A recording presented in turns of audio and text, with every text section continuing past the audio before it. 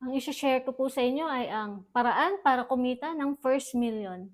Pero bago po yan,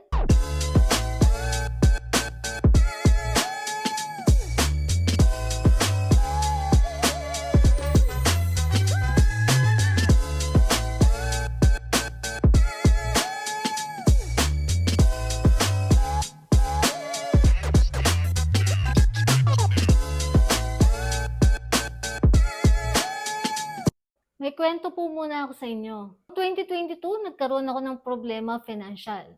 Muntik ko nang mabenta itong bahay ko, pati na rin mga rental property. Yun kasi yung madaling solusyon sa problema ko.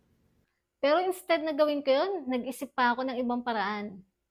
Basta wala sa option ko ang mangutang, bumalik sa abroad, at ang maging empleyado. Gusto ko lang maging negosyante at pinanindigan ko yun. Ang naisip ko ang solusyon ay mag-aral pa at i-explore ang rental property business. At yun nga ang ginawa ko nung nalaman ko kung paano patakbuhin ang ganitong klaseng negosyo. Mas madali nang pumasok ang pera na ginamit ko para madali ko pang ma-improve ang unit at sarili ko. Napakorporate ko na ang negosyo ko at content creator na rin. I-share ko na sa inyo ang paraan para kumita ng first million. Number 1, kailangan mag-aral ka ng bagong skills. I-develop mo ang sarili mo. Katulad ng video editing. Yan ang patok na patok ngayon. At ang daming naghahanap ng taong magaling mag-edit para sa personal content nila at sa business na rin. Pangalawa, learn language, kahit English. Kasi ang daming turista pumupunta dito sa Pilipinas na naghahanap ng marunong magsalita ng English. Hindi lang para sa pagiging tour guide, kundi translator na rin. Pwede mo rin yung gamitin pag magtatrabaho ka sa BPO. At dahil sa marunong ka sa salitang ito, dadami pa ang opportunity darating sa'yo. At yan ang magpapayaman sa'yo. Gumawa ka ng original content. Ang paggawa ng original content ay hindi madali. Kailangan ng consistency dito. Kaya ito ang hindi madaling gayahin.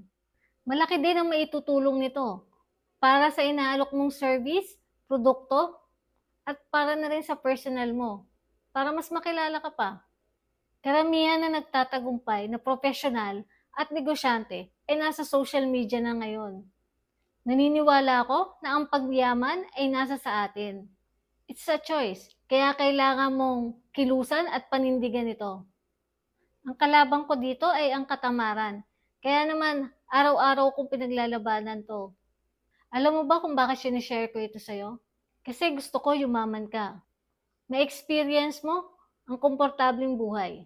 May binuo nga pala akong grupo, ang Real Estate Owner PH. Magsama-sama tayong magtulungan dyan at mag-share ng mga experiences. Mahirap talaga yung yumaman. Pero kung porsigido kang gawin ang lahat para makamit ito, sigurado ako hindi magiging imposible yan. Isipin mo na lang ang pinakamalaking dahilan mo, kaya gusto mong yumaman. Alam ko nagustuhan mo ang video ko, kaya naman pa-like, follow, share, comment, and subscribe ka na rin.